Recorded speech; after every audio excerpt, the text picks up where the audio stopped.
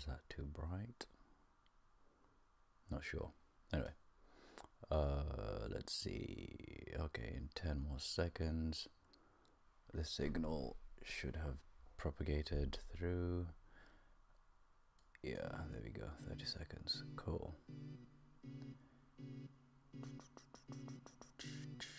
Right, so let me just move this to over here. Oh, wrong side. There you are.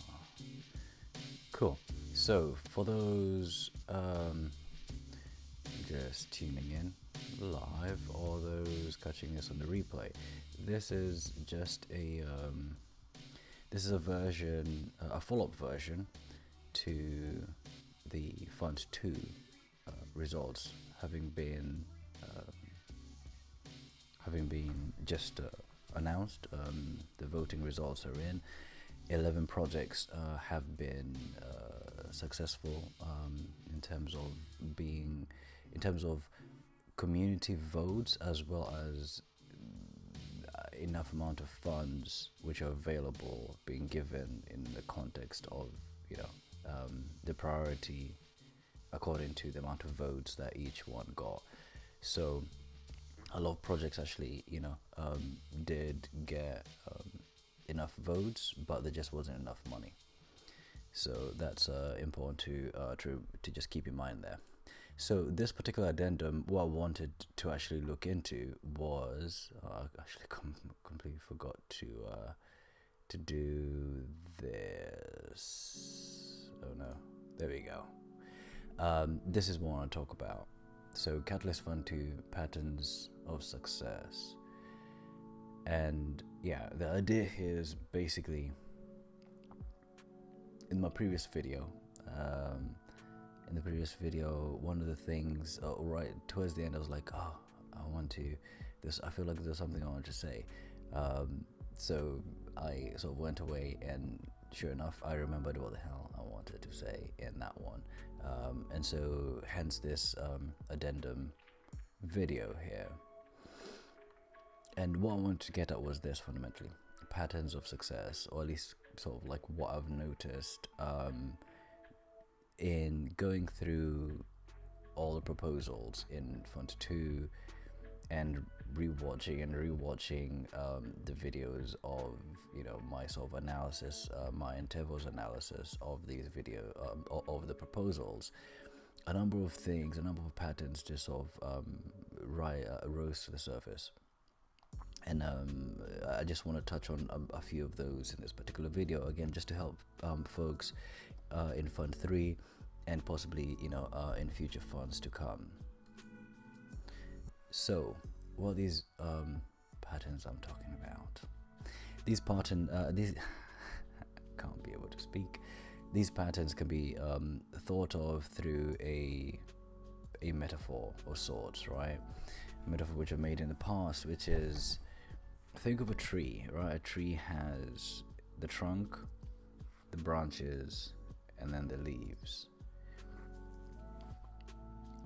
All of the projects which are successful here, none of them were just a leaf, right? What do I mean by this? If you think of Ouroboros, the consensus algorithm, as well as the actual Cardano blockchain itself, right? So the ledger, that's the trunk. And then you have different sort of categories, right, which then become branches, right, which feed back into the trunk, but the information that goes to those branches comes from the leaves, right? Sort of like photosynthesis and how that then relates through the trunk to the roots, etc. Maybe that was a little bit too detailed of an analogy there, but so in this case, the value would be coming from a leaf, which is, say for example, someone's interaction, someone who comes across a decentralized app and interacts with it, right? Whether it's a simple transaction or even sending a message to a different person, etc. So that would be on the leaf level, right? That leaf will then connect to a particular branch. In this case, it might be, I don't know, a messaging protocol, right, which would be the branch, and then that will then connect to maybe a networking branch, right? Which might be part of the trunk or not, depending on whether the functionality is on chain or off chain, online or offline. Sometimes it might not actually need to get to the trunk, so to speak. So all of these projects, none of them are just leaves, right? This is something that I've kind of been highlighting and trying to communicate to folks over and over during FUND2 and now as we transition into FUND3, and even in future funds. This is, I feel like, something which I'm gonna need to kind of keep communicating to folks. So that's kind of it in a nutshell. So I think prioritization you can have, I've noticed at least in these 11 projects which are funded, the particular patterns, right, which sort of have formed a sort of prioritization hierarchy.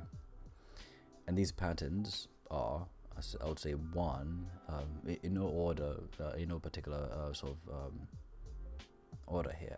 I did mention hierarchy, but I just meant in terms of like surfacing stuff, in terms of separating the leaves, projects which are just leaves, to branches. I suppose it would perhaps be helpful if I communicated what I mean by a project was just a leaf.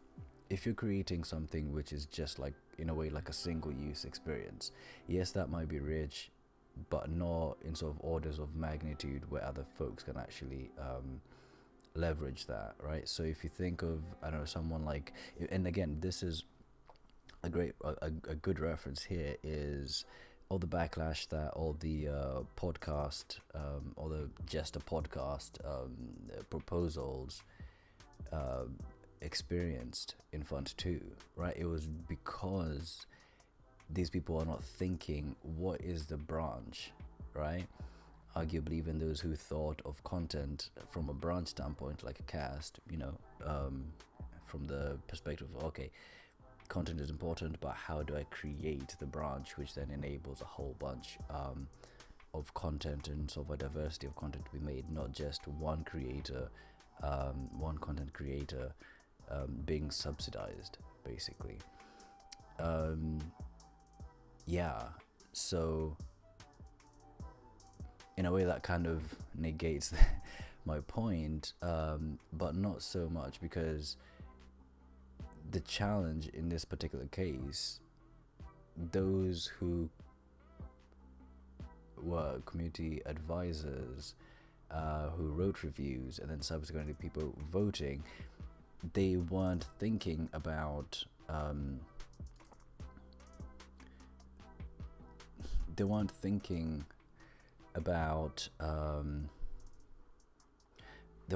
projects in this particular way, right? So that's important to sort of to just keep in mind. They weren't thinking sort of in a way literally, like, okay, is this a dab, is this sort of an entrepreneur kind of thing, as opposed to, okay, content is important, content can then bring, right, can inform potential developers and entrepreneurs, right? They're not thinking in that bigger scale, like, what's the sort of diversity of content that needs to be out there that would then inform and attract developers and entrepreneurs. They're just thinking quite literally. So from that perspective, it doesn't actually particularly negate the point that I'm making here. The point still stands. So the three kind of broad patterns that I noticed were: one, protocol payments, right? So you've got projects like Liquid, message signing, Arduino for IoT, etc. And then the second is governance / localization, with the Japanese angle, right? Quite importantly, and the other, albeit unsuccessful ones, but ones which were looking to translate or create content in Spanish, etc. And actually, within governance / localization, I feel like the Lovelace Academy, they have, you know, the localization slant in there as well. And then the third, last but not least, the third is education, right? So within here you've got, you know, the Gimbal Labs, you've got Lovelace Academy and the Haskell Plutus Marlowe education proposal. So one thing that, in a way, all of these have in common, as I said before, that, you know, these are fundamentally branches that, you know, some of them might have leaf functionality, which makes sense because you need a bit which actually interfaces with people, but, you know, at the core they're actually branches fundamentally. You know, so for example, you know, with even the sort of protocol or programming level, you've got the example of the DApp framework, right, which optimizes, you know, to be mobile first. So from that standpoint, you can imagine like how, like, the order of magnitude of a change that, you know, that such a proposal would bring about. And so now thinking about the challenges in FUND2, right? So you've got decentralized application development and the ecosystem, right? So you've got application and ecosystem. Excuse me. Right. So as we think of these, as well as, you know, the kind of third challenge, which is a community choice challenge, I feel like with the foundations of, say, what would be a successful challenge in the context of the DApp development and the ecosystem, what can then complement those two, right? I feel like just keeping in mind at this point in time, there's, you know, not that much funding, right? So the little that we have has to go to things which are super valuable but have quite sort of high potential when it comes to actually having like multiplicity or sort of like exponential emergent sort of nature, so to speak, as opposed to being, you know, just like a one-off kind of, you know, subsidizing something that doesn't actually have that words escape me, that doesn't have that kind of multiplicity to it, basically, for lack of a better word. Yeah, and that's pretty much it for now. Let's bring this to over here. Actually, tell you what, so yeah, that's pretty much it for now. To summarize, branches over leaves. It's fine to have some leaves in there. It makes sense to have, you know, an interface for people to actually interact with, but fundamentally, when you're thinking about your proposal, it helps to really consider how this, you know, is a branch, right?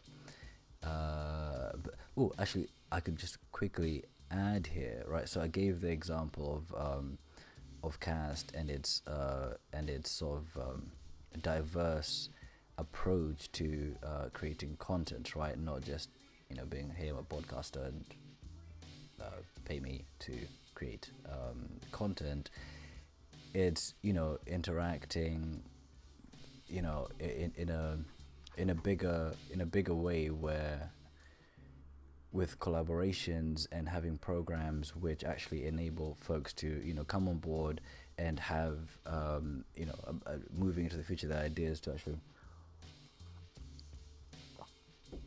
create the ability for folks to not only propose new programming and to actually, you know, run it themselves and to get paid to do that, right? Because centralized systems at the moment, not at the moment, it's become really evident, from a censorship standpoint and also from a monetization standpoint, they're really suboptimal. Right, so that's one. Another one. I'll give 3 examples. So Cast is one, and I feel like, again, I might be biased, but I'll just go ahead and sort of give it, I feel, as an example of a good approach from this branch's idea when it comes to content creation. When you think of sort of education, I really like what Gimbal Labs have done, right, where they're thinking of the front end and the back end, and again, they're collaborative. So that in this case, that's taken form of one of the ways that's taken form is the proto program, right, where we're really sort of like simultaneously considering the big high level picture, as well as being quite laser focused in terms of, okay, let's actually try and prototype a specific local use case. So that's awesome and rich. And then the third one is Liquid, right? You can imagine, and up until now, the idea of any company being able to provide financial services has not been possible. And the way I see, at least from my understanding, is all the sort of financial products, whether it's like loyalty programs, on a sort of simple level, or even higher, like loans, etc. Right now, or the equivalent of having a debit card equivalent kind of thing. These services have only been, they've been limited, right? But something like a Liquid protocol, again, this is Liquid protocol, or Liquid finance, shall I say, is not just one thing. It's not just like a one dab. It's something which will 1,000 ships will basically come from that idea, and from those 1,000 ships, even more. From each one of those 1,000 ships, 1,000 more will come from each one of those. So again, it's this idea of multiplicity, right? Or sort of compounding effect. So those are the 3. Hope this was again insightful. I look forward to hearing to hearing from FUND2 folks, who would like to share their learnings, as well as hear from folks who are looking to enter into Fund 3 and future funds, right? That's the whole idea behind Catalysis, right? It's a program which looks at the process of Catalyst, the agent. So with that said, thank you for your time. See you in the next one.